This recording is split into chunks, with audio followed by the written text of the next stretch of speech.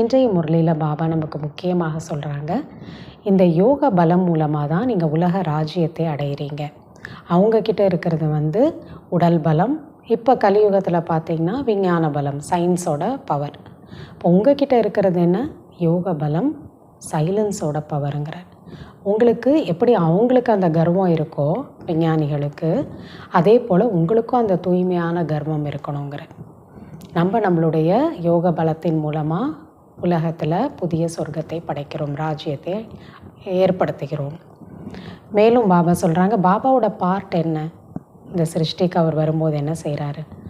பாபா சொல்கிறாங்க, அவரோட பேரே துக்குஹர்த்தா சுக்குகர்த்தா. எல்லாருடைய துக்கத்தை போக்கி சுகத்தை கொடுப்பது தான் அவரோட பார்ட்.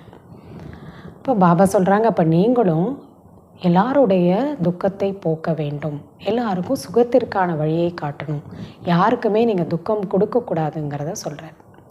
அப்போ எப்போ அவர் மூலமாக அவரை பற்றியும் படைப்பை பற்றியும் தெரிஞ்சுக்கிட்டோமோ, இப்போ முழு உலகத்தினுடைய ஞானமும் இப்போ உங்ககிட்ட இருக்குது. மேலும் பாபா சொல்கிறாங்க, என்ன நினைவு செய்யுங்க, உங்களுடைய எல்லா பிறவியினுடைய விக்ரமங்கள் பாவமும் அழிஞ்சிடும். எவ்வளோ சகஜமான வழி நான் உங்களுக்கு சொல்லித்தரேங்கிற. பக்தியில் எவ்வளோ முயற்சி பண்ணியும் பகவானை யாருனாலையும் அடைய முடிவதில்லை, அவர்கிட்டேருந்து எந்த பலனையும் எடுக்கவும் முடிவதில்லைங்கிற. மேலும் பாபா சொல்கிறாங்க, இப்போ நீங்கள் அனைவருமே சொர்க்கத்துக்கு போகிறதுக்காக நீங்கள் ரெடி ஆகிட்டுருக்கீங்க. அப்படின்னா யோக பலத்தின் மூலமாக உங்கள் விக்ரமங்களையும் விநாசம் ஆக்கணும், அதே சமயத்தில் தெய்வீக குணங்களையும் நீங்கள் தாரணை செய்யணும். அதுவும் ரொம்ப முக்கியமான விஷயங்கிற. உண்மையான எதிரி யாருங்கிறதும் நீங்கள் இப்போ புரிஞ்சுக்கிட்டீங்க. ராவணன் 5 விகாரம் தான் உண்மையான எதிரி, உங்களோட பழைய எதிரி அவர் தான். அப்போ பாதி கல்பம் நீங்கள் அவருக்கு வெற்றி அடைஞ்சவங்களாக இருந்தீங்க, அவரை பாதி கல்பம் தோல்வி அடைஞ்சிட்டிங்க. இப்படி ட்ராமா ரிப்பீட் ஆகுது. இதை ஒரு விளையாட்டு, சுகம் துக்கத்தோட விளையாட்டு, வெற்றி தோல்வியோட விளையாட்டுங்கிற. இப்போ ஏற்றுக்கணும், நாம் பாதி கல்பம் நம்ம இரவாக தான் இருக்கும், பாதி கல்பம் பகலாக இருக்கும். சத்தியுகம் திரேதாயுகம் சுகம் சாந்தியாக இருப்போம், பாதி கல்பம் துக்கம் அசாந்தியாக இருக்கும். இப்படி தான் இந்த ட்ராமா அதே போல் ரிப்பீட் ஆகுதுங்கிற. இப்போ யார் அப்படி ராவணனை வெற்றி அடைகிறீங்களோ 5 விகாரத்தை, நீங்கள் தான் மாயாஜீத் ஜெகஜீத்தாக உலகை வென்றவங்களாக ஆகுறீங்க.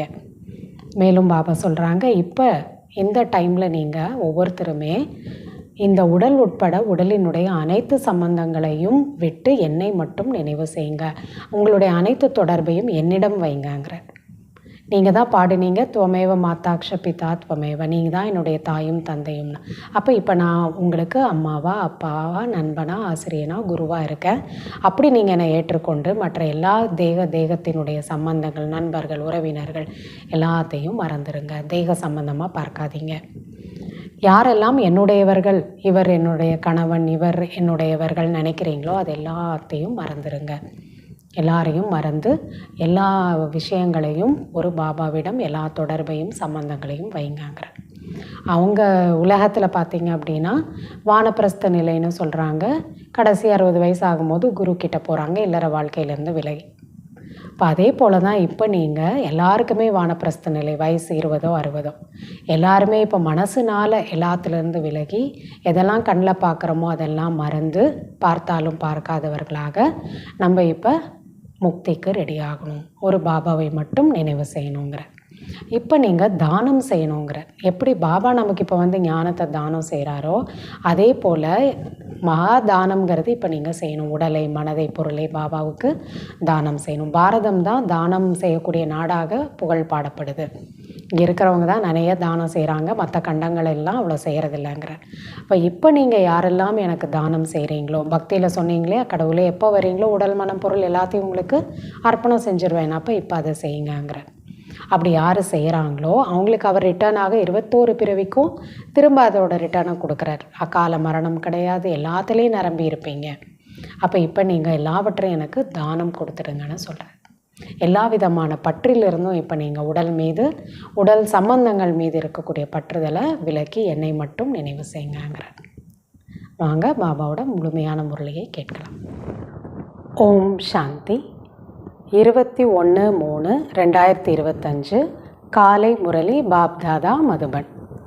இனிமையான குழந்தைகளே, நீங்கள் உங்களது யோக பலத்தின் மூலம் முழு படைப்பினையும் அதாவது சிருஷ்டியையும் பாவனமாக ஆக்க வேண்டும். நீங்கள் யோக பலத்தினால்தான் மாயை மீது வெற்றி அடைந்து உலகத்தை வென்றவர்களாக ஆக முடியும். கேள்வி: தந்தையின் பார்ட் அதாவது பாகம் என்ன? அந்த பாகத்தை குழந்தைகளாகிய நீங்கள் எந்த ஆதாரத்தில் அறிந்துள்ளீர்கள்? பதில்: தந்தையினுடைய பாகமாவது எல்லோருடைய துக்கத்தையும் நீக்கி சுகம் அளிப்பது, ராவணனின் சங்கிலியிலிருந்து அனைவரையும் விடுவிப்பது. தந்தை வரும்பொழுது பக்தியின் இரவு முழுமையடைகிறது. சுயம் தந்தை உங்களுக்கு தன்னை பற்றியும் தனது ஆஸ்தியை பற்றியும் அறிமுகம் கொடுக்கின்றார். நீங்கள் ஒரு தந்தையை அறிந்து கொள்வதால் தான் எல்லாவற்றையும் அறிந்து கொண்டு விடுகிறீர்கள். பாடல்: தந்தையும் நீயே, தாயும் நீயே. ஓம் சாந்தி.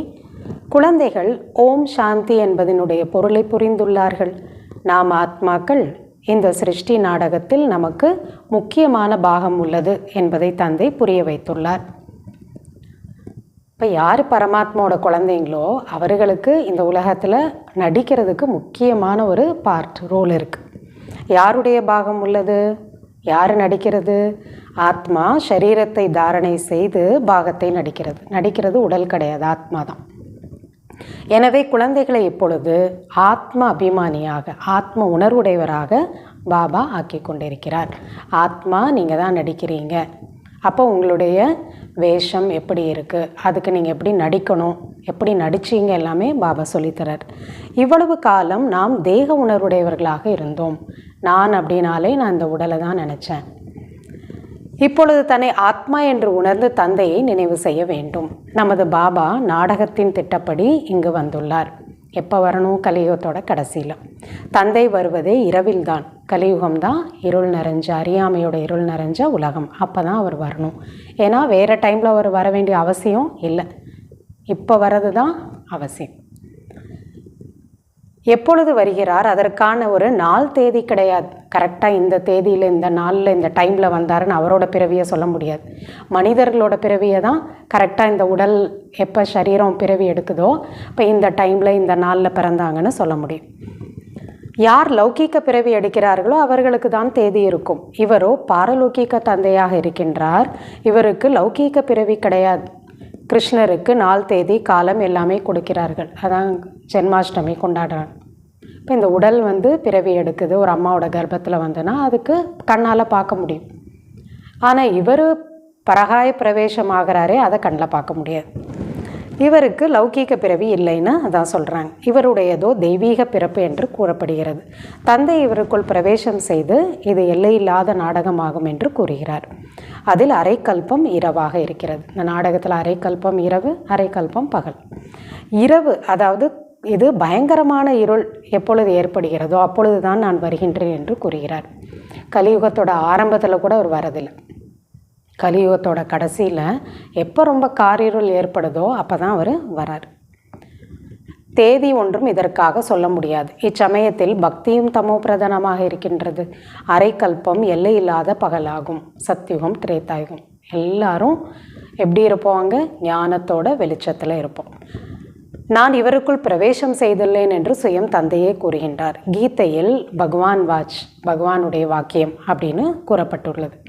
ஆனால் பகவான் மனிதனாக இருக்க முடியாது. நம்ம பகவான் வாச்னா இது ஒரு மனிதன் அவர் வாய் மூலமாக சொல்கிறதுன்னு நினைக்கிறோம். அப்படி கிடையாது. கிருஷ்ணன் கூட தெய்வீக குணமுடையவர். அவரும் தேவதை தான். இது மனித உலகம், இது தேவலோகம் கிடையாது.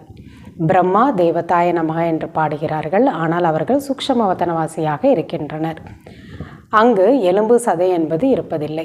பிரம்மா, விஷ்ணு, சங்கர் இதெல்லாம் குழந்தைகள் நீங்கள் அறிந்துள்ளீர்கள். சூக்ஷ்மவதனத்தில் என்ன இருக்கும்? சூக்ஷ்ம சரீரம் தான் இருக்கும். அது சூக்ஷ்மமான வெண்மையான நிழலாகும். அந்த உடல் வெண்மையான ஒளியினால் ஆக்கப்பட்ட ஒரு ஷேடு அதுதான் இருக்குது. மூலவதனத்தில் இருக்கும்போது ஆத்மாவிற்கு அந்த நிழல் போன்ற அந்த உடல், அதாவது சூக்ஷ்ம உடல் அதுவும் இல்லை. ஆத்மா எப்படி இருக்கும்? வெறும் புள்ளி ஜோதியாக இருக்கும். எலும்பு சதையிலான உடலும் இல்லை, இந்த சூக்ஷ்ம உடலும் இல்லை. இந்த விஷயங்கள்லாம் எந்த ஒரு மனிதனும் அறியாமல் இருக்கிறார்கள். தந்தை தான் இதையெல்லாம் நமக்கு புரிய வைக்கிறார். 3 உலகத்தை பற்றி புரிய வைக்கிறார். பிராமணர்கள் தான் இதையெல்லாம் கேட்கிறார்கள், வேறு யாரும் கேட்பதில்லை. அப்போ யார் இந்த படிப்பை படிப்பாங்க? யாருக்கு இதை கேட்டு புரிஞ்சுக்கிற ரோல் இருக்கும் பிராமணர்களும், அவங்க தான் கேட்பாங்க. பிராமண வர்ணம் இருப்பதே பாரதத்தில் தான். அதுவும் பரம்பிதா பரமாத்மா பிரஜாபிதா பிரம்மா மூலமாக பிராமண தர்மத்தை ஸ்தாபனை செய்யும் பொழுதுதான் பிராமண தர்மம் ஏற்படுகிறது. பிராமணன்னா உண்மையான பிராமணன் எப்போ பிறவி எடுக்கிறாங்க? சங்கம யுகத்தில். எப்படி? பரமாத்மா பிரம்மா வாய் மூலமாக நமக்கு ஞானத்தை கொடுத்து இந்த பிறவியை கொடுக்குறார். இப்பொழுது இவரை படைப்பவர் என்று கூற மாட்டார்கள். புதிய படைப்பு ஒன்றும் படைப்பது இல்லை. புதிய உலகத்தை எவ்வளோ புதுசாக உன்னையும் அவர் படைக்கலை, பழசை புதுசாக்குறார். ஆத்மா அக்ஞானத்தில் இருக்கிறத ஞானத்தில் கொண்டு வரார். மீண்டும் புதுப்பிப்பது, அதாவது ரெஜுவனேட் செய்து விடுகிறார். அவ்வளவுதான். ஹே பாபா, பதீத்த உலகத்தில் வந்து எங்களை பாவனமாக மாற்றுங்கள் என்று அழைக்கிறார்கள். இப்பொழுது உங்களை பாவனமாக ஆக்கி கொண்டிருக்கிறேன். நீங்கள் மீண்டும் யோக பலத்தினால் இந்த சிருஷ்டியை பாவனமாக ஆக்கி கொண்டிருக்கிறீர்கள். பாருங்கள், அவர் ஆத்மாவாக்குறாரு. ஆத்மா நாம இந்த இயற்கையையும் பாவனமாக்குறோம். மாயை மீது நீங்கள் வெற்றி அடைந்து உலகத்தை வென்றவர்களாக ஆகிறீர்கள். மாயாஜீத் ஜெகஜீத்.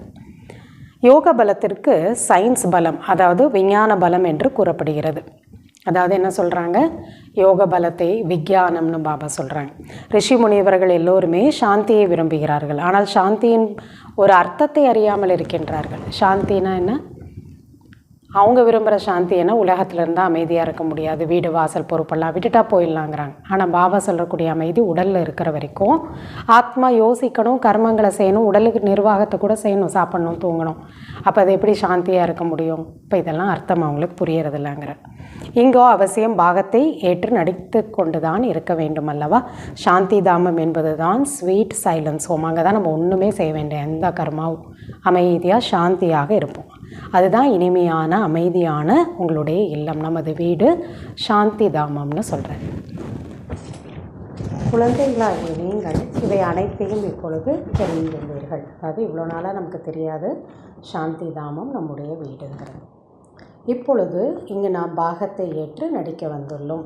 பதீத்த பாவனரே, துக்கத்தை நீக்கி சுகத்தை அளிப்பவரே, துக்குஹர்த்தா சுக்குகர்த்தா, வாருங்கள், எங்களை இந்த ராவணனுடைய சங்கிலியிலிருந்து விடுவியுங்கள் என்றெல்லாம் தந்தையை அழைக்கிறார்கள். எங்கள் பக்தியில். பக்தி என்பது இரவு, ஞானம் என்பது பகல். ஏன்னா பக்தியில் நமக்கு நம்ம யாருன்னு தெரியாது, அவர் யாருன்னு தெரியாது. இரவு என்பது இப்பொழுது முடிந்து விடுகிறது. பிறகு ஞானம் என்பது வருகிறது.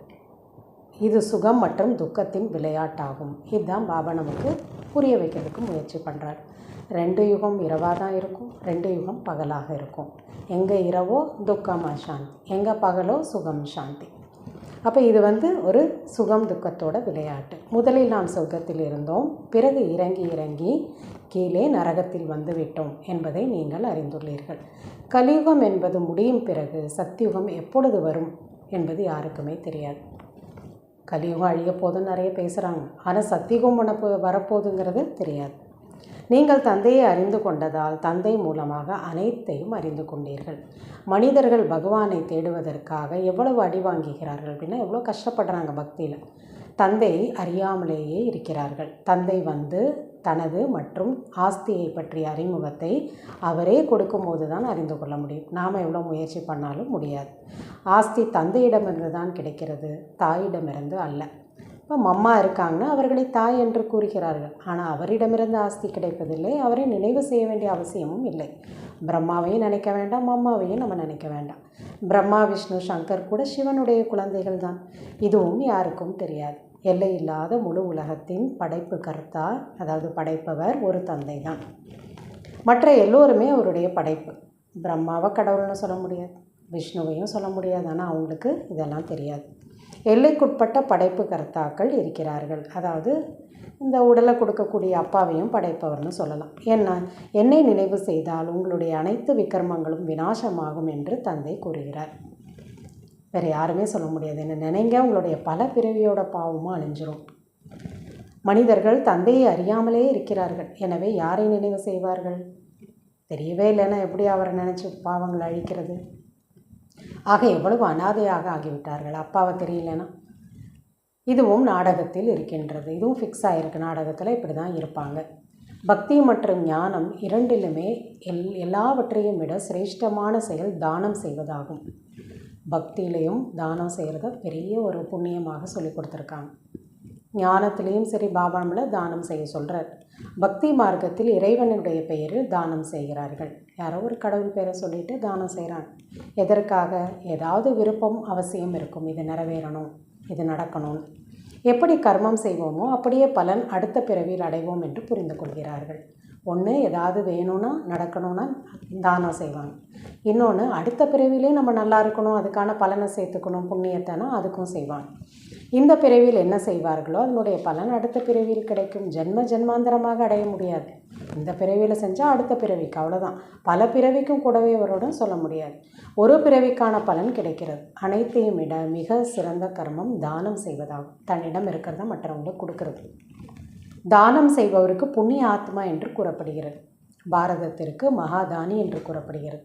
ஏன்னா பாரதத்தில் இருக்கிறவங்க தான் நிறைய தானம் செய்தாங்க. அந்த ராஜா காலத்திலேருந்து பாரதத்தில் எவ்வளவு தானம் செய்கிறோமோ அவ்வளவு வேறு எந்த கண்டத்திலும் செய்வதில்லை. வேறு எந்த ஒரு நாடு கண்டத்துலேயும் இவ்வளோ கிடையாது. அதனால கர்ணனை ஃபேமஸாக சொல்கிறாங்க. தந்தையும் குழந்தைகளாகி உங்களுக்கு தானம் செய்கிறார். இப்போ தான் பாபா நமக்கு என்ன பண்ணுறாரு? ஞானத்தை கொடுக்குறாரு. குழந்தைகள் பிறகு தந்தைக்கு தானம் செய்கிறோம். பக்தியில் கூட என்ன, அவருக்கு நம்ம எல்லாம் கொடுக்குறோம் அவரோட பேரை சொல்லிட்டு.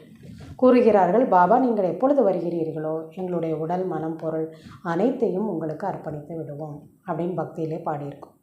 உங்களை தவிர எங்களுக்கு யாரும் இல்லை. தந்தையும் கூறுகிறார், எனக்காக இருப்பவர்கள் குழந்தைகள் நீங்கள் தான். இது நமக்காக சொல்கிறேன். என்னை அழைப்பதே ஹெவன்லி காட் ஃபாதர், அதாவது சொர்க்கத்தை ஸ்தாபனை செய்பவர் என்று கிறிஸ்டியன்ஸும் அப்படி சொல்கிறாங்க. நான் உங்களுக்கு சொர்க்கத்தின் ராஜ்யத்தை கொடுக்கின்றேன். பாபா அனைத்தும் உங்களுடையது என்று குழந்தைகள் எல்லோருமே எனக்கு கொடுத்து விடுகிறார்கள். பக்தி மார்க்கத்தில் கூட பாபா இவை அனைத்தும் உங்களால் கொடுக்கப்படுது என்று கூறுகிறார்கள். எல்லாமே எனக்கு பகவான் கொடுத்தது, கடவுள் கொடுத்தது. குழந்தைய கூட அப்படி தான் சொல்கிறாங்க.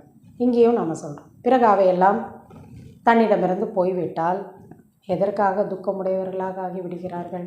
பகவான் தான் கொடுத்தாரு, திரும்ப அதை எடுத்துக்கிட்டாருன்னா எதையாவது இழந்தால் ஏன் நம்ம கஷ்டப்படணும்?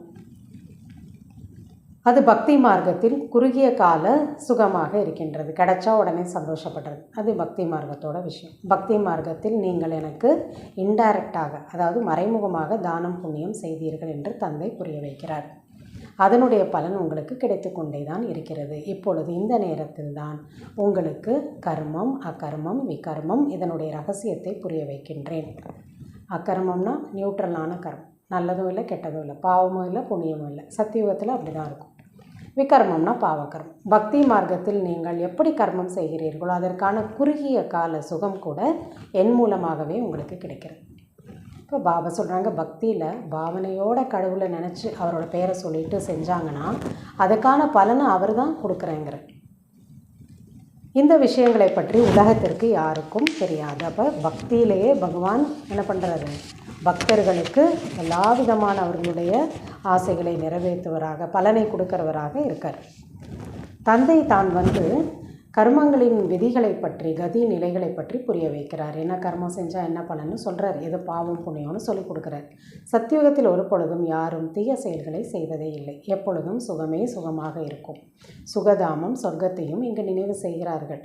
இப்பொழுது இருப்பது நீங்கள் நரகத்தில். பிறகு இன்னார் சொர்க்கம் போய்விட்டார் என்று கூறிவிடுகின்றனர். யாராவது இறந்துட்டாங்க உடனே சொர்க்கத்துக்கு போயிட்டாருங்கிறாங்க.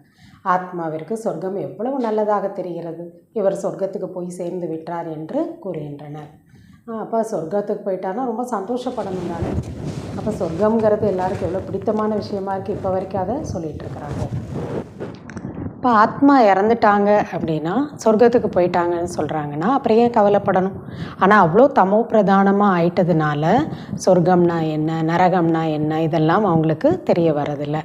நீங்கள் கூட எவ்வளவு தமோ பிரதானமாக ஆகிவிட்டீர்கள். இதெல்லாம் எல்லையற்ற தந்தை புரிய வைக்கிறார். டிராமாவையோ அறியாமல் உள்ளார்கள். சிருஷ்டி சக்கரம் சுற்றுகிறது என்று நீங்கள் புரிந்திருக்கிறீர்கள். அப்போ சுற்றுகிறதுனா என்ன அர்த்தம்? மிகவும் சரியாக அதே போல் ரிப்பீட் ஆகும் அல்லவா? அவர்கள் இதெல்லாம் கூறும் அளவிற்கு கூறிவிடுகிறார்கள். இதெல்லாம் அவங்க சொல்கிறாங்களே ஒளி, ஆனால் அதனோட அர்த்தம் புரியறதில்லை. இப்பொழுது இது சங்கமயுகமாகும். இந்த ஒரே ஒரு சங்கமயுகத்திற்கு தான் அவ்வளவு மகிமை இருக்கிறது. அரை கல்பம் தேவதைகளினுடைய ராஜ்யம் இருந்தது. பிறகு அந்த ராஜ்யம் எங்கே சென்று விட்டது? யார் அதை வெற்றி அடைந்தார்கள்? இதெல்லாம் யாருக்கும் தெரியாது. ராவணன் வென்று விடுகிறான் என்று தந்தை கூறுகிறார். 5 விகாரம்தான் உங்களை என்ன பண்ணிடுச்சு? சொர்க்கத்திலேருந்து நரகத்துக்கு கொண்டு வந்துருச்சு. அவர்கள் பின் வந்து தேவதைகள் மற்றும் அசுரர்களோட சண்டையை காண்பித்து விட்டார்கள். தேவர்கள் இருக்கும்போது அசுரர்கள் இருக்க முடியாது, அசுரர்கள் இருக்கும்போது தேவர்கள் இருக்க முடியாது. ஆனால் 2 பேரும் சண்டை போட்டதாக காமிச்சிட்டாங்க. 5 விகாரங்கள்ன்ற ராவணனிடம்தான் நீங்கள் தோற்றுவிட்டீர்கள். தேவதைகள் யார்கிட்ட தோற்றுவிட்டார்கள்? 5 விகாரத்து கூட தோற்றுவிட்டார்கள். பின் ராவணன் மீது வெற்றியும் அடைகிறார்கள். இதெல்லாம் தந்தை இப்பொழுது புரிய வைக்கிறார். நீங்களோ பூஜிக்கத்தக்க நிலையில் இருந்தீர்கள், பின்பு பூஜாரியாக, அதாவது பதீத்தமானவர்களாக மாறிவிட்டீர்கள். அப்பொழுது ராவணனிடம் தோற்றுவிட்டீர்கள் அல்லவா? அப்போ யார் ராவணன்னு பாபா புரிய வைக்கிறார். இவன் ராவணனின் காரணமாக நீங்கள் தூய்மையற்றவர்களாக ஆகியுள்ளீர்கள். உங்களது எதிரியாக இருப்பது ராவணன் தான். அதனால்தான் நீங்கள் எப்பொழுதும் எரித்து கொண்டே வந்துள்ளீர்கள், தசரா கொண்டாடும். ஆனால் உங்களுக்கு இதெல்லாம் தெரிவதில்லை. இப்பொழுது தந்தை வந்துதான் புரிய வைக்கின்றார். இந்த விகாரங்களுக்கு தான் மாயை என்று கூறப்படுகிறது. மாயையை வென்றவர்கள் தான் உலகத்தை வென்றவர்கள். மாயாஜீத் ஜெகஜீத். இந்த ராவணன் எல்லாரையும் விட மிக பழைய எதிரியாக இருக்கிறார். ஒவ்வொரு ஆத்மாவுக்கு எதிரி அவர்தான்.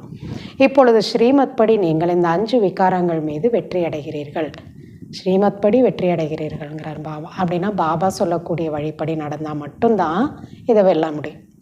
ஆத்மா தூய்மையாக ஆக முடியும். மாயையிடம் தோற்கும் பொழுது தோல்வி, வெற்றி அடையும் பொழுது வெற்றி. இது மாறி மாறி நமக்கு வருது. தந்தை தான் வெற்றி அடைய செய்கிறார். எனவே அவருக்கு சர்வசக்திவான் என்று கூறப்படுகிறது. இப்போ ஏன் பாபாவை சர்வசக்திவான்னு சொல்கிறோம்? ஏன்னா 5 விகாரத்தை வெற்றி அடைய வைக்கிறதுக்கான ஞானமும் சக்தியும் அவர் மட்டும்தான் கொடுக்குறார். ராவணன் கூட குறைந்த சக்திவான் இல்லை, சாதாரணம் கிடையாது. ஆனால் அவர் துக்கம் கொடுக்கின்றார். எனவே அவரை பற்றி பாடல்கள் எதுவும் இல்லை. பாபாவை மகிமையெல்லாம் பாடுறோம். ராவணனை பாட முடியுமா? இல்லை. ராவணன் மிகவும் கொடூரமானவன், ராட்சசன்னு சொல்கிறாங்க. உங்களுடைய ராஜ்யத்தையே பறித்து விட்டான். நாம் எப்படி தோற்றுவிட்டோம், பிறகு எப்படி வெற்றி அடைகிறோம் என்பதையெல்லாம் இப்பொழுது நீங்கள் புரிந்துள்ளீர்கள். நமக்கு அமைதி வேண்டும் என்ற ஆத்மா விரும்புகிறது. நாம் நமது வீட்டிற்கு செல்ல வேண்டும். பக்தர்கள் பகவானை நினைவு செய்கிறார்கள் இல்லையா, அமைதி வேணும்னு தான். ஆனால் கல்புத்தியாக இருக்கக்கூடிய காரணத்தினால் அவரை பற்றி எதுவுமே புரிந்து கொள்வது இல்லை. பகவான் பாபாவாக இருக்கின்றார், அப்பாவாக இருக்கார். எனவே அவரிடமிருந்து, அதாவது அப்பா கிட்ட இருந்து அவசியம் ஆஸ்தி கிடைக்கும். அவசியம் கிடைக்கிறது தானே. ஆனால் எப்பொழுது கிடைக்கிறது, பின் எப்படி நாம் அதை இழந்து விடுகிறோம், இதை பற்றியெல்லாம் அறியாமல் இருக்கிறார்கள். தந்தை கூறுகிறார், நான் இந்த பிரம்மாவின் உடல் மூலமாக உங்களுக்கு இதெல்லாம் புரிய வைக்கின்றேன். எனக்கும் இந்த ஆர்கன்ஸ் எல்லாம் வேண்டும் அல்லவா இல்லையா? வாய் கண்ணெல்லாம் இருந்தால் தானே பார்க்க முடியும், பேச முடியும். எனக்கு என்னுடைய கர்ம இந்திரியங்கள் இல்லை, அவருக்குன்னு உடல் இல்லை. சூக்ஷ்ம வதனத்தில் கூட கர்ம இந்திரியங்கள் இருக்கும். அங்கே கூட ஒரு ஒளியினால் உடல் இருக்கும். நடந்தாலும் சென்றாலும் எப்படி மூவி, அதாவது ஒரு ஊமை படம் காட்டுறாங்களோ அது போல் அங்கே இருக்கும். அது மூவி, டாக்கி, பயோஸ்கோப், ஊமை படம், பேச்சு படம் என்று திரைப்படம் எல்லாம் வெளியிடப்படுகிறது. இந்த உலகத்தில் தான் முன்னாடி பேசாத படம் இருக்கும், வெறும் நடித்து மட்டும் காட்டுவாங்க. அதுக்கப்புறம் அது என்னாச்சு, டாக்கி படமாக மாறிச்சு. அதனால தான் சினிமா தியேட்டரில் டாக்கீஸ்னு வைக்கிறாங்க, பேசக்கூடிய படம் காட்டுறாங்க. எனவே தந்தைக்கு இதெல்லாம் புரிய வைப்பது எளிதாக இருக்கிறது. அப்போ இங்கே தான் டாக்கி வேர்ல்டு இல்லை. இங்கே வந்து எல்லா விதமான அசைவும் இருக்குது, பேச்சும் இருக்குது. அவர்களுடையது, மனிதர்களுடையது புஜபலம், அதாவது இந்த உடல் பலம். அதனால் அவங்க ராஜ்யத்தை அடைஞ்சாங்க. உங்களுடையது யோக பலம்.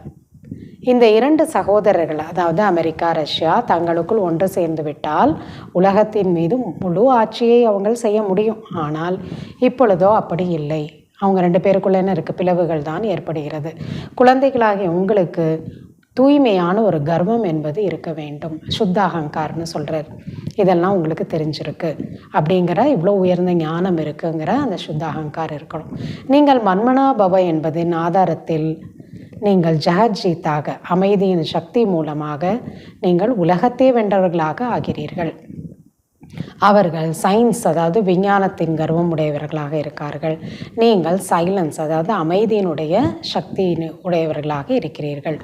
தங்களை ஆத்மா என்று உணர்ந்து தந்தையை நினைவு செய்கிறீர்கள். நினைவினால் தான் நீங்கள் சதோப்பிரதானமாக ஆகிறீர்கள். மிகவும் சுலபமான வழியை பாபா கூறுகிறார். அவரை நினச்சா போதும், இருந்த இடத்துல இருந்து அதே குடும்பத்தில் அதே வேலையில் அப்படியே இருக்கலாம். அவரை நினைக்கணும், ஆத்மானு புரிஞ்சுட்டு, அவ்வளவுதான். சிவபாபா குழந்தைகளாகி நமக்கு மீண்டும் சொர்க்கத்தின் ஆஸ்தியை கொடுக்கிறார். உங்களுடைய கலியுக கர்ம பந்தனங்கள் அனைத்தையும் இப்பொழுது மறந்து விடுங்கள் என்று தந்தை கூறுகிறார். 5 விகாரங்களையும் எனக்கு தானமாக கொடுத்து விடுங்கள். பாபா நம்மக்கிட்ட தானம் என்ன கேட்குறாரு? 5 விகாரங்கள். நீங்கள் எதையெல்லாம் எனது எனது என்றபடியே கூறி வந்தீர்களோ, எனது கணவன், என்னுடையவர் இவர் அனைத்தையும் நீங்கள் மறந்து கொண்டே செல்லுங்கள். இதெல்லாம் என்னோடதுன்னு நினச்சிங்களோ, மனிதர்களை, பொருட்களை எல்லாத்தையும் இப்போ அதிலிருந்து விலகிடுங்க. எல்லாமே பாபாவோடது. இப்போ நீங்கள் எல்லாத்தையும் பாபாவுக்கு கொடுத்துடுங்க. விகாரங்களையும் தானம் கொடுத்துருங்க, என்னுடையதுங்கிறதையும் அவருக்கு கொடுத்துருங்க. அந்த என்னுடையது என்பதை மறந்து கொண்டே செல்லுங்கள். எல்லாவற்றையும் பார்த்தாலும் அவற்றிலிருந்து பற்றை விலக்கி விடுங்கள். கண்ணில் பார்க்குறதுலேருந்து என்னெல்லாம் பார்க்குறோமோ எல்லாமே அழியக்கூடியது, எதுவுமே என்னோடது கிடையாது, அப்படி பற்றை விலக்கிடுங்க. இந்த விஷயங்களை நீங்கள் புரிந்து கொண்டீர்கள். யார் தந்தை அறியாமலே இருக்கிறார்களோ அவர்களால் இந்த வார்த்தைகளை புரிந்து கொள்ள முடியாது. தந்தை மனிதனிலிருந்து நம்மை தேவதையாக மாற்றுகிறார். தேவதைகள் இருப்பதே சத்தியுகத்தில், கலியுகத்தில் இருப்பவர்கள் மனிதர்கள். இதுவரைக்கும் அவர்களுடைய அடையாளங்கள் இருக்கின்றன. யார்? தேவதைகள். கோயில் மூர்த்திகள், சிலைகள்லாம் இருக்கு. என்னை கூறுவதே பதீத்த பாவனர் என்று. வாங்க பதீத்த பாவனரைன்னு கூப்பிடுறாங்க. நானும் தாழ்ந்த நிலையை அடைவதில்லை, எப்பொழுதுமே ஒரே போல தான் இருப்பார். அதனால தான் சதாசிவ். நாங்கள் பாவனமாக இருந்தோம், பிறகு தாழ்ந்த நிலையை அடைந்து பதீத்தமாக ஆகிவிட்டோம். ஆத்மா அப்படி கீழே வந்துடுச்சு, ஆனால் பரமாத்மா அப்படி வரமாட்டார். இதெல்லாம் நீங்கள் கூறுகிறீர்கள். இப்பொழுது நீங்கள் எங்களை பாவனமாக ஆக்குங்கள், அப்பொழுது நாம் நமது வீட்டிற்கு சென்று விடுவோம். இது ஸ்பிரிச்சுவலான ஞானம், ஆன்மீக ஞானம். இப்பொழுது உங்களுக்கு இந்த ஞானத்தை கற்பிக்கின்றேன். படைப்பவர் மற்றும் படைப்பின் முதல் இடை கடை பற்றிய ரகசியத்தை கூறுகின்றேன். இப்பொழுது இதுவோ பழைய உலகமாக இருக்கின்றது. இதில் தேகத்துடன் சேர்ந்து அனைத்து நண்பர்கள், உறவினர்கள் யாரெல்லாம் இருக்கிறார்களோ அவர்கள் அனைவர் மீதும் இருக்கக்கூடிய பற்றை நீக்கிவிடுங்கள். உடல் மீது இருக்கக்கூடிய பற்றை முதல்ல விளக்குங்க. அதுக்கப்புறம் உடல் சம்பந்தங்கள், யாரெல்லாம் சொந்த பந்தங்கள், நண்பர்கள், உறவினர்களோ என்னுடையவர்கள் நினைக்கிறோமோ அவங்க மேலே இருக்கக்கூடிய பற்றை விளக்கிடுங்க. இப்பொழுது குழந்தைகளாகி நீங்கள் தங்களுடைய அனைத்தையும் தந்தையிடம் ஒப்படைத்து விடுகிறீர்கள். எல்லாமே உன்னோடது தான், எல்லாமே நீ கொடுத்தது தான். தந்தை பிறகு 21 பிறவிகளுக்கு ராஜ்ய பாகியத்தை கொடுக்கின்றார். அப்படி யாருக்கு கொடுக்குறோமோ அவங்களுக்கு அவர் கொடுக்குறார். 21 பிறவிகள், 21 தலைமுறைகள் என்று கூடப்பெறுகிறது அல்லவா? அதாவது 21 பிறவிகள் முழுமையான ஆயுள் இருக்கும். சத்தியுகத்தில் நம்ம அகால மரணமே இருக்காது. இடையில் ஒரு பொழுதும் சரீரத்தை விடமாட்டோம். அகால மரணம் இல்லை. நீங்கள் அமரராக ஆகி பின் அமரபுரிக்கு அதிகாரியாக ஆகிறீர்கள். அமர்னா என்ன? அழியாதவர்கள். உங்களை ஒரு பொழுதும் காலன் சாப்பிட முடியாது, யமன் உயிரை குடிக்க முடியாது. நடுவில் நோய் போயிட்டாங்க, ஆக்சிடெண்ட்டில் போயிட்டாங்க, இந்த காரணத்தினால எந்த காரணமும் வராது. நம்ம சுய விருப்பத்தோடு உடலை விடுவோம். இப்பொழுது நீங்கள் இறப்பதற்கான புருஷார்த்தம் செய்து கொண்டிருக்கிறீர்கள். இந்த உலகத்திலேருந்து நம்ம போகணும், அந்த முயற்சி பண்ணுறீங்க.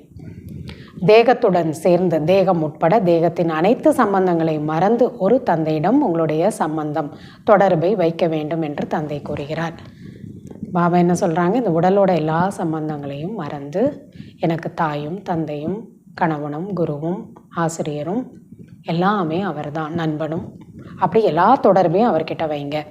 எல்லோருமே சுகத்தின் சம்பந்தத்தில் செல்ல வேண்டி இருக்கிறது. துக்கத்தின் பந்தனங்களை மறந்து கொண்டே செல்லுங்கள். இந்த உலகத்தில் இருக்க சம்பந்தங்கள்லாம் துக்கம் கொடுக்கும், அதை மறந்துட்டு சுகத்தோட சம்பந்தத்தை ஞாபகம் பண்ணுங்கள். இல்லற வாழ்க்கையில் இருந்தபடியே தூய்மையாக இருக்க வேண்டும். என் ஒருவனை மட்டும் நினைவு செய்யுங்கள் என்று தந்தை கூறுகிறார். கூடவே தெய்வீக குணங்களையும் தாரணை செய்யுங்கள். குணத்தை கடைப்பிடிக்கிறதுலையும் கவனம் வைங்க. இந்த தேவதைகளைப் போல ஆக வேண்டும் அல்லவா? இதுதான் உங்களுடைய லட்சியம். இந்த லக்ஷ்மி நாராயண் சொர்க்கத்தின் அதிபதியாக இருக்கிறார்கள். இவர்கள் எப்படி ராஜ்யத்தை அடைந்தார்கள், பிறகு எங்கே சென்றார்கள், இது யாருக்குமே தெரியாது.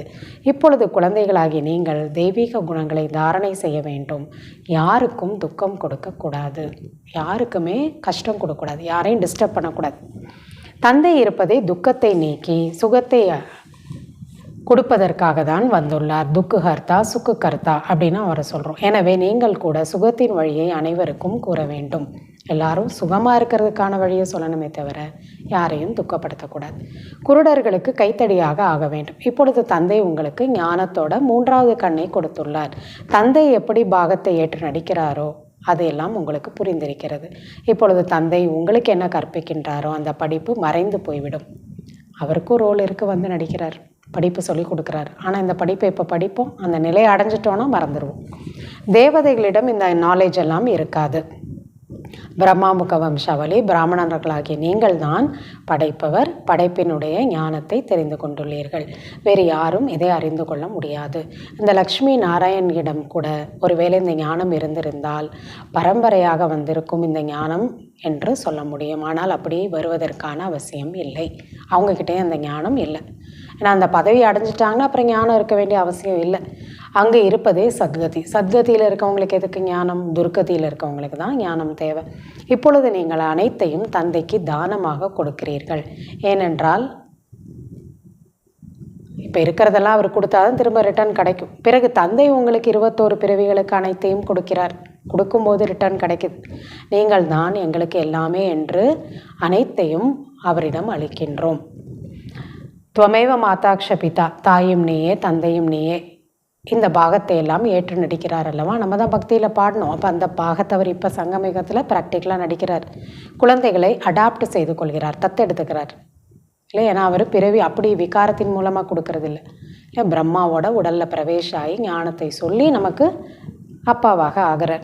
அவரே சுயம் கற்பிக்கிறார். பின்னர் சுயம் அவரே குருவாக ஆகி அனைவரையும் அழைத்து செல்கிறார். என்னை நினைவு செய்தீர்கள் என்றால் பாவனமாக ஆகிவிடுவீர்கள்.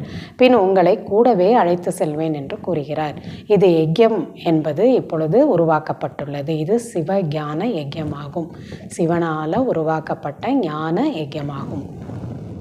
இதில் நீங்கள் உடல், மனம், பொருள் அனைத்தையும் ஸ்வாகா செய்து விடுகிறீர்கள், அர்ப்பணம் செய்து விடுகிறீர்கள்.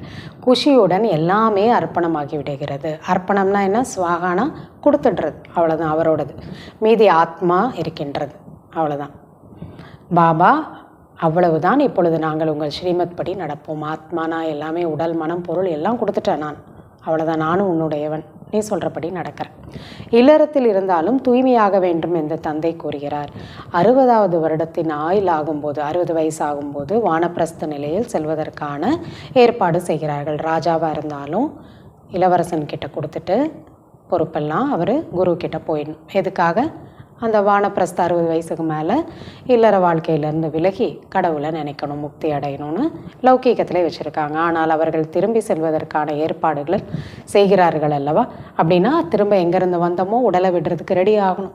அதுக்காக அதெல்லாம் குரு கிட்ட போய் கேட்குறாங்க உபதேசம். இப்பொழுது நீங்கள் மன்மனாபவ என்ற சத்குருவின் மந்திரத்தை பெறுகிறீர்கள். அவங்க ஒரு மந்திரம் சொல்லி கொடுக்குறாங்க. ஆனால் உங்களுக்கு என்ன மந்திரம் கிடைச்சிருக்கு? மனதை அவரிடம் ஈடுபடுத்துங்கள், மன்மனாபவ. பகவான் கூறுகிறார், நீங்கள் என்னை நினைவு செய்தீர்கள் என்றால் உங்களுடைய விகர்மங்கள் விநாசமாகும். உங்கள் அனைவருக்கும் வானப்பிரஸ்த நிலையாக இருக்கிறது. வயசு எத்தனையாக இருந்தாலும் சரி, நமக்கு 20ஓ 60ஓ எல்லாருக்கும் வானப்பிரஸ்த நிலை. இதை அனைவருக்கும் நீங்கள் கூறுங்கள். சிவ பாபாவை நினைவு செய்யுங்கள். இப்பொழுது நமது வீட்டிற்கு செல்ல வேண்டியதாக இருக்கிறது. அச்சா, இனிமேலும் இனிமையான காணாமல் போய் கண்டெடுக்கப்பட்ட செல்ல குழந்தைகளுக்கு தாயும் தந்தையுமான பாப்தாதாவின் அன்பு நினைவுகள் மற்றும் காலை வணக்கம். ஆன்மீக குழந்தைகளுக்கு ஆன்மீக தந்தையின் நமஸ்காரம், ஆன்மீக தந்தைக்கு ஆன்மீக குழந்தைகளின் நமஸ்காரம். தாரணைக்கான முக்கிய சாரம், முதலாவது பாயிண்ட்டு, கலியுகத்தின் அனைத்து கர்ம பந்தனங்களையும் புத்தி மூலமாக மறந்து 5 விகாரங்களை தானம் செய்து ஆத்மாவை சதோ பிரதானமாக ஆக்க வேண்டும். ஒரே ஒரு சைலன்ஸ், தூய்மையின் ஒரு பெருமையில் நாமல் நிலைத்திருக்க வேண்டும். 2வது பாயிண்ட்டு, இந்த ருத்ரயஜ்யத்தில் குஷியுடன் தங்களது உடல், மனம், பொருள் அனைத்தையும் அர்ப்பணம் செய்து பயனுள்ளதாக ஆக்க வேண்டும். இச்சமயம் அனைத்தையும் தந்தையிடம் ஒப்படைத்து 21 பிறவிகளுக்கு ராஜ்யத்தை அவரிடமிருந்து பெற வேண்டும். வரதானம், அதிகாரத்தின் துளியையும் தியாகம் செய்யக்கூடிய சுயமரியாதை நிறைந்த புண்ணிய ஆத்மா ஆகுங்க. சுயமரியாதை இருக்கக்கூடிய குழந்தைகள் அனைவருக்கும் மரியாதை கொடுக்கும் வள்ளலாக இருப்பார்கள். வள்ளல் என்றால் கருணை உள்ளம். அவர்களிடம் ஒரு பொழுதும் எந்த ஆத்மாவின் மீதும் சங்கல்பத்திலும் கூட அதிகாரம் இருக்காது. தன்னோட அதிகாரத்தை செலுத்த மாட்டாங்க, அதாவது அகங்காரத்தை காட்ட மாட்டாங்க. இவ்வாறு ஏன்? இவ்வாறு செய்யக்கூடாது தானே, இவ்வாறு நடந்திருக்கக்கூடாது, ஞானம் இவ்வாறு கூறுகிறதா என்ன? இதுவும் கூட சூக்ஷ்மத்தில் அதிகாரத்தின் அம்சமாகும். ஆனால் சுயமரியாதை நிறைந்த புண்ணிய ஆத்மாக்கள் வீழ்ந்தவர்களையும் எழுப்புவார்கள், சகயோகிகளாக ஆக்குவார்கள். அவங்க தவறே செஞ்சால் கூட அதிகாரம் செலுத்தக்கூடாது, புரிய வைக்கணும். மரியாதை கொடுத்து அவங்கள மாற்றணும். இவர் தனது கர்மத்தின் பலனை அனுபவித்து கொண்டிருக்கிறார்.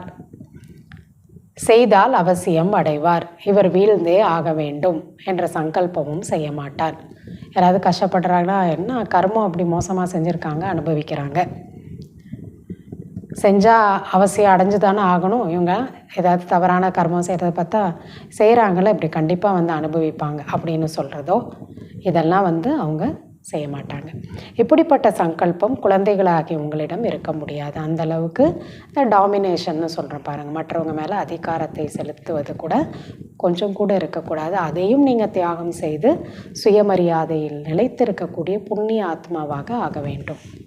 ஸ்லோகன்: திருப்தி மற்றும் மகிழ்ச்சி என்ற விசேஷ தன்மையை தான் பறக்கும் கலையின் அனுபவியாக ஆக்குகிறது. யார் ஒரு ஆத்மா திருப்தியாக இருக்காங்களோ, மகிழ்ச்சியாக இருக்காங்களோ, இதுதான் உங்களை நான் முன்னேறிட்டே போயிட்டுருக்கிறேங்கிற ஒரு பறக்கும் கலையினுடைய ஒரு அனுபவத்தை ஏற்படுத்துகிறது. அவ்வியக்த இஷாரா: சத்தியம் மற்றும் பண்பாடு என்ற நாகரிகத்தை தானம் செய்யுங்கள். சத்திய சக்தியின் அடையாளம் பயமற்ற நிலையாகும். எங்கே வந்து சத்தியத்தா இருக்கோ, உண்மை இருக்கோ, அங்கே பயமில்லாத நிலை இருக்கும். சத்தியம் அழிக்க முடியாது என்று கூறப்படுகிறது. உண்மையை மறைக்க முடியாதுன்னு சொல்கிறோம், அதை அழிக்கவும் முடியாது, அது வெளிப்பட்டே தீரும். அதாவது சத்தியத்தின் சக்தி உடையவர்கள் சதா கவலை இல்லாத நிலையில் இருக்கின்ற காரணத்தினால், பயமற்று இருக்கின்ற காரணத்தினால் குஷியில் ஆடிக்கொண்டே இருப்பார்கள். எது சத்தியம்னு புரிஞ்சிடுச்சோ, உண்மை எதுன்னு புரிஞ்சிடுச்சோ, அவங்க கவலைப்பட வேண்டிய அவசியமும் இல்லை, பயப்பட வேண்டிய அவசியமும் இல்லை. ஒருவேளை தனது சம்ஸ்காரம் அல்லது சங்கல்பம் பலவீனமாக இருக்கிறது என்றால் அந்த பலவீனமே மனநிலையை குழப்பத்தில் கொண்டு வந்துவிடும். அப்போ ஆத்மா பலவீனமாக இருந்தால் தான் அப்போ அவங்களுக்கு வந்து அந்த பயங்கிறது வருது. இல்லை இது இப்படி தான் நடக்கும், நாடகம் இப்படி தான் இருக்குது, கலியுகம் இப்படி தான் மாறும், கடைசியில் எல்லா ஆத்மாவும் தமோ பிரதானமாக தான் இருப்பாங்க. இதெல்லாம் புரிஞ்சுதுன்னா அவங்க மனநிலை குழப்பத்தில் வராது. இல்லை ஆத்மா தன்னோட சம்ஸ்காரத்தில் பலவீனமாக இருக்கும்போது மனக்குழப்பத்தில் வந்துடுறாங்க. ஆகையால் முதலில் தனது சூக்ஷ்ம பலவீனங்களை இந்த அழிவற்ற ருத்ர ஞான யஜ்யத்தில் ஸ்வாகா செய்யுங்கள். இப்போ பயம் கவலை இல்லாமல் இருக்கணும்னா என்ன நம்மக்கிட்ட பலவீனமான ஒரு சம்ஸ்காரம் இருக்கோ அதை முதல்ல இந்த யஜ்யத்தில் ஸ்வாகா என்பது செய்ய வேண்டும். அதிலேருந்து நம்ம விலகணும். அச்சா. ஓம் சாந்தி.